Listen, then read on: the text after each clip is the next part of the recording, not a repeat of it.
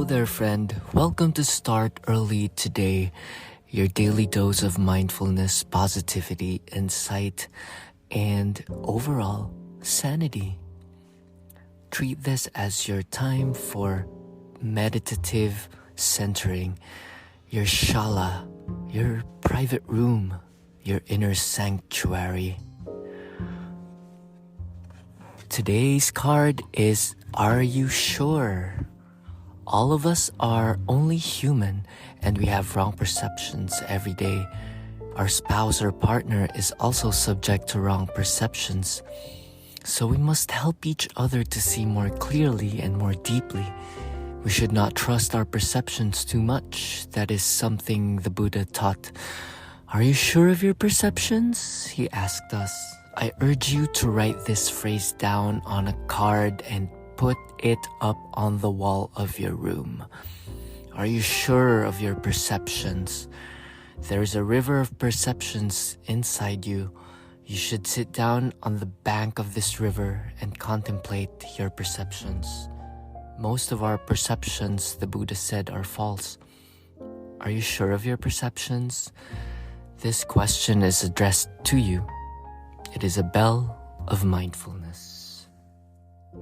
Once again, Thich Nhat Hanh invites us to be inquisitive, to ask, to give it space, to be not too reactive and entangled inside the world of our thoughts. Practicing mindfulness each and every minute of every hour provides us space wherein we can see clearly that the mind runs on programs of that may come from preferences that aren't necessarily true. Okay? For us to grow into a more peaceful and gracious being like the Buddha, we must sit on the bank of the river of thoughts and practice non-reactivity.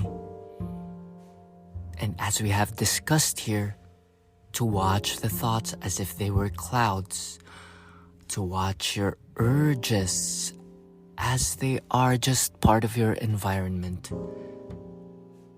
They are just the birds that are soaring above the sky, and they are just the ruffle of the leaves.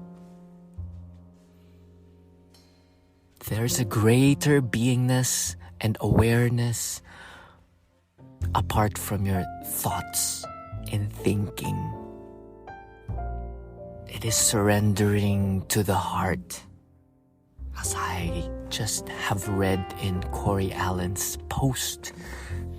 Check him out, Clarity with Corey, which is now named And Then It Hit Me. And follow Elena Brower's Softening Time. And follow the Noble Try by Isabel Crowley Murphy, my recent finds on the wonderful world of Substack. Going back to this card, so moment to moment, have an inquiry. Byron Katie invites us to do the same thing, to run it through the filters of, is this true? Is it absolutely true? Who would I be without this thought? And turn it around. Maybe the thing that I am bothered by or I am urged to judge is a judgment towards myself, a resent towards myself that needs some work. And all work and all progress starts with an honest conversation and acknowledgement. So look at it. Look at yourself. Forgive yourself. Be okay with uncertainty and not knowing. Knowing that you do not need to know everything. That your path is only revealed to you as you take the next step, one foot in front of the other. And be okay with that. Because we live in this time-space reality, and we live as individuals with identities that, yes, we can work towards a goal, but do not be obsessed and attached to it. Be mindful, be soft, be gracious, be open, be accepting. And always ask yourself, are you sure? Are you sure that it needs to be this way? That you're too rigid and strict and tense?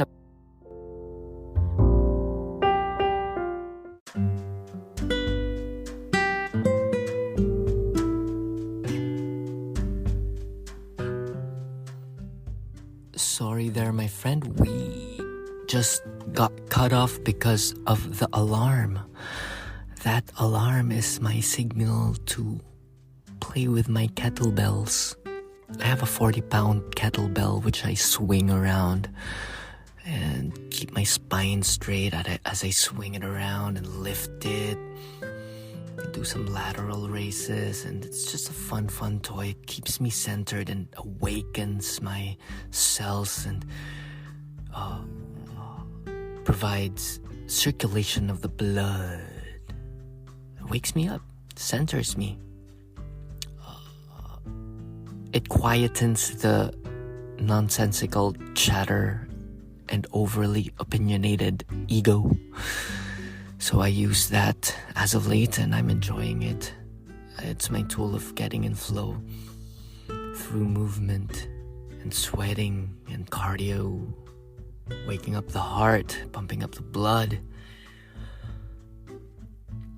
So are you sure, my friend, that is your prompt of the day? Are you sure you need to think about it in that certain way? Maybe you can take a step back and run it through the filter once more. Run it through the cheesecloth, a fine sieve. Maybe run it through a filter with finer holes in it, you know? Or maybe totally let it go. Totally let it go to its nothingness. Return it to the earth or to the ether if it has served you well already and you have no use for this certain construct. Thoughts are just construct that pop up. Treat it as internet ads. You do not need to click it and buy it and spend your days with it. You can easily click the X button on the top right corner and let it go, let it vanish.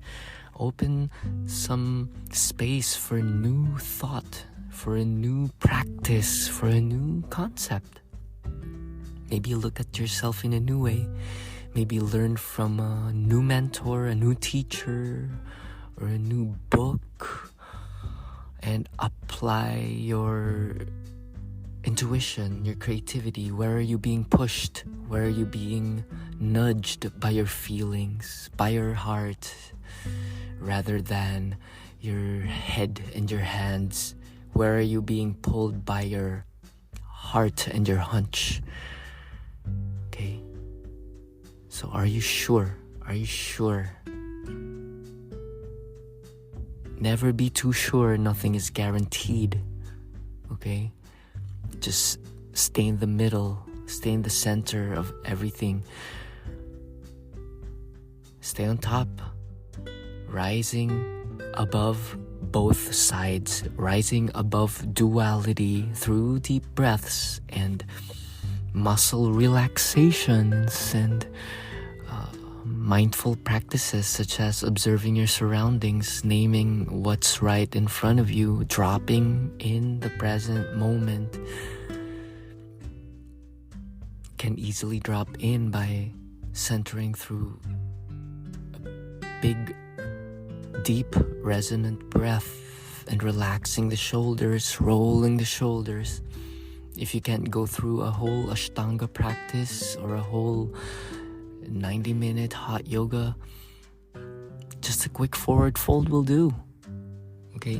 Fold forward, and stretch the hamstrings, bend the knees, drop the head, let go of the arms, and shake the head, yes and no, maybe so, up and down, left to right, and drop everything, drop the tension of the muscles. Maybe you have a hot drink right beside you. Mindfully drink your moringa tea. Today I had just cacao, no sweetener, just cacao and hot water. And I enjoyed it. Mindfully. Calm your senses, calm your urges, time your meals, and time your deep work. Allot time for stillness and nothingness and bypassing things. Observe the tingles in your hands. Observe your fingers. Maybe groom your fingernails. Okay? So these are small things that you can pay attention to. My friend Caroline, shout out to you, suggested the 2 thumbs up that she had a story wherein she was running on a treadmill and a kid passed by and saw her and gave her 2 thumbs up. Not sure if it was a kid or an adult, but you get the gist. 2 thumbs up, which you can give to yourself. Acknowledge and approve of yourself by doing the mirror practice of giving yourself a thumbs up, a smile, an approval. You're okay. Forgive yourself. Where you are is a perfect place to start. Where you are is a perfect place to fight the battle for joy. Be engaged, not entangled, just the right amount of alertness, caring only as much as it is needed, giving space of in-breath and out-breath, and asking yourself, are you sure? Are you sure? Are you sure? And giving it space and let intuition and the heart decide. By using your feelings as your radar, how does it feel? When in doubt, do not. Okay, my friend? When in doubt, if you need to think about it for more than 5 times, you have already tired yourself in your head, running around hither and thither. You can stop running and stop the questioning and really drop in and maybe shift your focus. In the in-breath, find completeness. Maybe you do not need to do anything, or you do not need to decide on this right this moment. The mind has this behavior of wanting to fix things, wanting to run away, changing, fixing. It is never settled because it is perpetually fearful and insecure.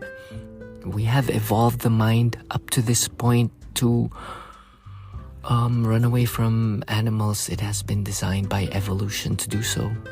Our eyes are clearly seeing because of the existence of snakes. So, same goes with our minds. It is jumpy. It is always thinking, am I doing the right thing? Am I good? Am I here? Am I doing the right thing right now? Yes, you are, my friend. Yes, you are. Yes, you are. And all you gotta do is reach for the next best feeling thought. What is the most important thing to you right now? Maybe it's acknowledging your journey. Maybe it's returning to your why. Why are you here? Maybe write it down. Are you sure? Are you sure? The birds are always sure, and the squirrels are always sure, the trees are sure. What about you? Stand in the dignity of your confidence, in your knowingness, in your inner knowing.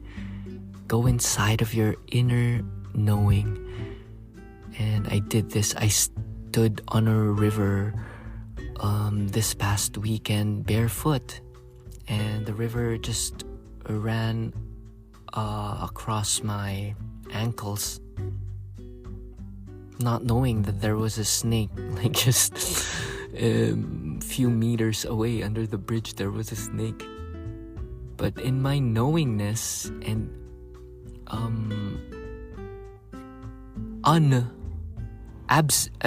unfearfulness, the absence of fear, in my knowingness I was safe. And I had a fun time standing on that rock with the river flowing through my feet. And I was sure that I am safe. Okay? And after an hour, ask again until it purifies you. In this practice, day to day, of being intuitively inquisitive, you get to purify yourself. You get to the fortified version of you, leaving you with what is important at this stage in your life. Maybe you can segregate or chunk a level of your life in 6 months or 30 days or a week, and give your wholehearted service on that dedication and that commitment. I've been pondering about commitment and attachment. So commitment is dedication, an offering, something that is bigger than you. Let that spirit of something bigger run through you and let it create through you, as you, and through you, rather than you being attached to the results. Yogananda said to not be attached to the fruits of your effort. So the mere act of doing it, of offering it, of putting it out in the world, and you just being you, is beautiful enough. And maybe it is enough for this moment, at this moment in time, to be complete. Each moment is complete in and of itself, each breath. So are you sure it is needed? Are you sure? So this is a very good question for everybody. It is a river of perceptions, and our perceptions are mostly wrong. It needs a moment-to-moment nudging, a moment-to-moment refocusing, like a photographer. You adjust the lens, and like a owner of a good pair of bifocals, it needs a moment-to-moment wiping. So wipe your lens moment to moment and see through the eyes of a learner, a beginner. Shunryu Suzuki's Beginner's Mind, read by Peter Coyote, is my favorite audiobook. It has been playing on my iPod for quite some time, and it's a place that we get to arrive at your beingness. That's what we say here at Start Early Today. It is a moment-to-moment and daily renewal that we learn. We're open to learning and just offering up our capability to learn to the higher power, like higher knowing, I'm ready to learn today. What is this teaching me? This loop that is running on my head, that I'm urged to engage in and think of. What's the lesson behind this? May I learn to love more. Most times it's just us learning to accept more and expand our learning, to become a part of things that are bigger than us. We are a part of all things. We are just a benign observer, and as soon as we let go and open ourselves to become vessels of this beauty, the sooner we let go of what makes us suffer. Because if we're a closed vessel, and nature will keep on banging on us, and up until we crack open the heart, and in that opening, light will shine from within, as Rumi said. And another quote that I like is, acorns are strong. An acorn dropped on the windshield, and such a sharp sound. Thank you, acorn. I know you were once a seed, but now you turned into these many, many leaves and many, many branches. And fall shall be upon us soon. And where were we? Oh yeah, the quote. Gods will bang on us. So when you pray and ask for wisdom, the gods will come upon you and will bang on you, which will cause you pain. Why will it bang on you? Because it will pressure you and will hammer you until the brass turns to gold. So have this moment-to-moment inquiry of, are you sure? Maybe a slight shift in perceptivity and perception will bring us ease and lead us to more understanding, and will bring you peace in your day-to-day. And the great gods of rain shall befall upon us, and we're just here. And when it rains, just do rain. When it's traffic, just do traffic. And see each and every individual as part of yourself, because each and everything that you see is yourself reflected. If you see something bothersome, take a step back, because it is something bothersome in yourself that you need to look at. Do a turnaround. If you point your finger towards something, watch your 3 fingers, it's pointing back at you. So what is that bothersome that needs working on? Maybe it needs a little bypassing. Maybe it needs a little softening, a little gentleness. Okay? Childhood traumas that we have absorbed from fearful surroundings when we were young. Now's the time for understanding and strengthening and letting go of those things. May today bring forth renewal. May today bring forth newness. May the rain pour on you together with its blessings. All is made well. If you can breathe deeply, there's more good happening to you than bad. So pet your cat, take your dog for a walk, and rake the leaves with no war in the heart. Namaste and peace.